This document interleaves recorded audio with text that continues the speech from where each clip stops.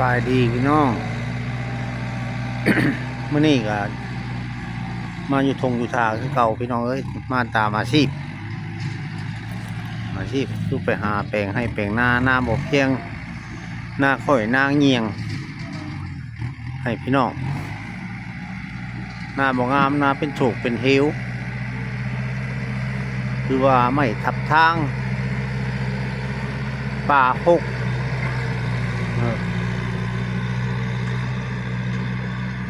ติดต่อทางทีมงานเฮาได้พี่น้องเอ้ย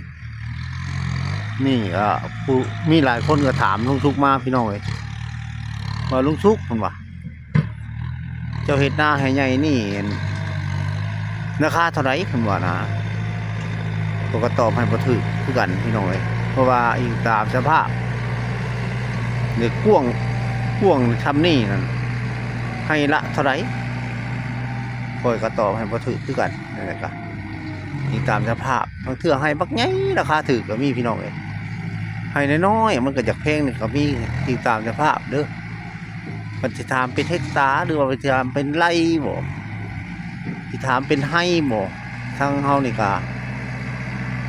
ตอบให้บ่ถูกมีแต่ไปเบิ่งตัวจริงพี่น้องเอ้ยเคยเฮ็ดมามีแต่งานเหมาตกลงกันว่าให้ซ้ำนี่ค่านี่หลายปานใดเฮาก็เบิ่งความยากของมันเฮาก็ตอบบ่ตรงโป๊ะดอกนั่นเถื่อก็เว้าหลายเฮ็ดให้น้อยๆก็มีพี่น้องเอ้ยนั่นเถื่อว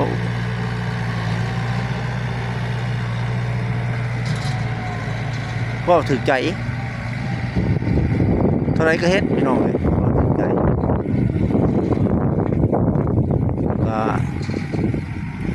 ถ้าใครสนใจเนาะเพราะว่าทีมงานเขาเฮ็ดคักบ่เดี๋ยวก็เบิ่งในตาพี่น้องเลยถ้าพี่น้องว่าคักก็คักถ้าพี่น้องว่าบ่คักก็บ่ติดต่อบ่เป็นหยังพี่น้องแต่เฮาน่ะต่อติ่ง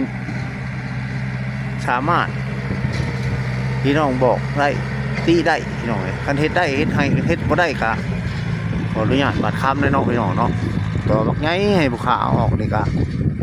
สิเป็นไปบ่ได้พี่น้องเอ้ยว่าซ้ำมันโน่นบ่หรือว่ามันบ่ฮักบ่แน่จักเล็กจักน้อยนี่ได้เด้อพี่น้องเด้อบอกได้ติดต่อทีมงานเขาเลย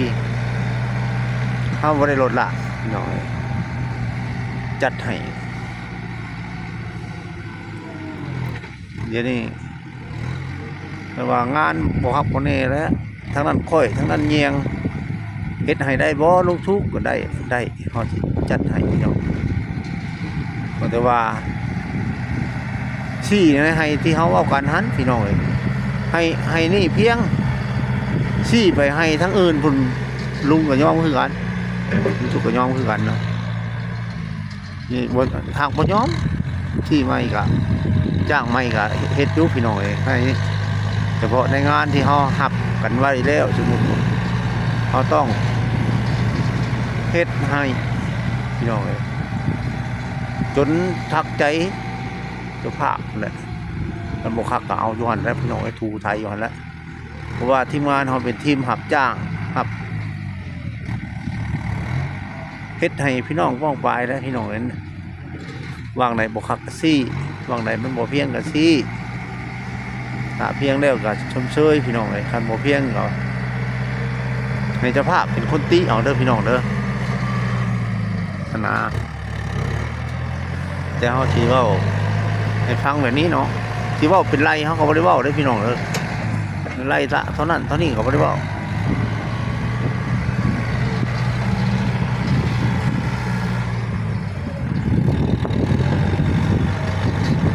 ไม่บอกว่าได้ก็มาเบิ่งตัวจริงพี่น้องเลยนี่แหละมันบอกเพียงกับทูให้ไทยให้ยูชั้น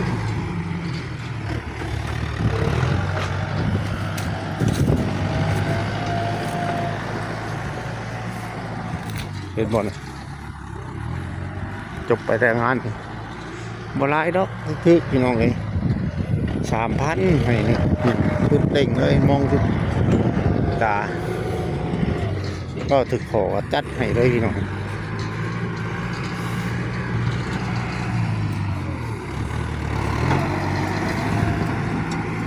มาเบิ่งกันงานคัก คักดีเอาพี่น้องน้องพายบ่ยังเฮ็ดได้เบิดเด้อพี่น้องเด้อป้านพายป้านนาขาดเฮ็ดได้เบิด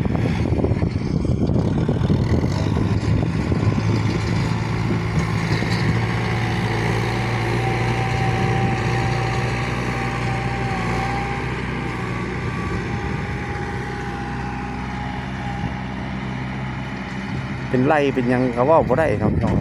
ๆไรละเท่าไรเขาก็ตอบมันบ่ได้คือกันไปเบิ่งตัวจริงพี่น้องส่วนหลายมันก็เป็นงานเหมาหรือว่าเป็นชั่วโมงว่ะมันก็สิตกอยู่ในชั่วโมงหนึ่ง1,000พี่น้องเลยคันไทยบ่จักเรียกก็ยันลุกก็จ้างชั่วโมงก็ได้ชั่วโมงละ1,000ทั้งไปหน้าทั้งเลยละถอยหลังมันชั่วโมงละ1,000อีกโมเมนต์ว่าจ้างรุด1,000ถอยบ่ไล่บ่ได้โมเมนต์นี่พี่น้องเอ้ยถ้าไปหน้าถอยหลังชั่วโมงละ1,000เบิ่งที่เว้าคือพระเจ้าเว้าไล่แต่ชั่วโมงรุดบ่ได้คือกันถอยหน้าเดียวกันพี่น้องไล่ต้องไล่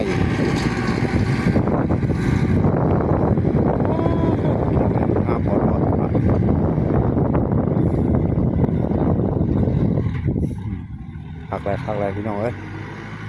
ไอ้โบคักกะจิคักเอาเองนี่แหละพี่น้องเอ้ยคำโบคักกะที่เอาพี่น้องคือเบาละ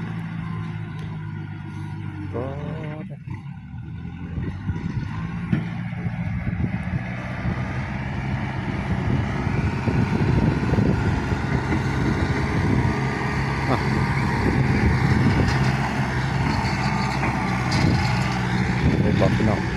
คือว่าละเอียดแค่ไหนตามดูเบิ่งในตาเนี่ยล้องามเกี่ยง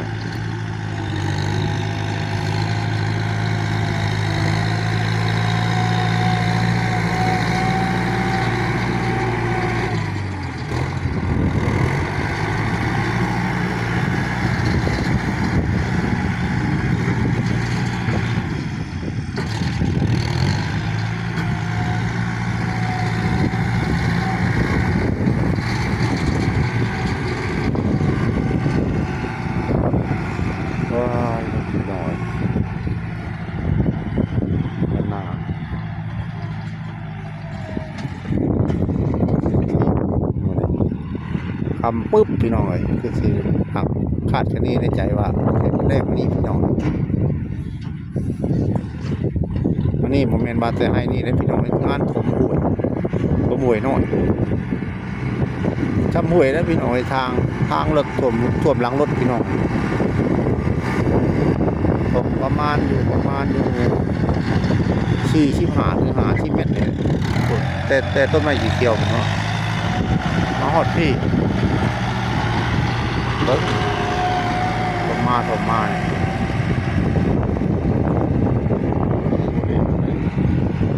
บ่ธรรมดาพี่น้องจัดให้ค่าสนุกสนใจติดต่อมาเด้อพี่น้องเด้อให้อันเลือกถามราคานี่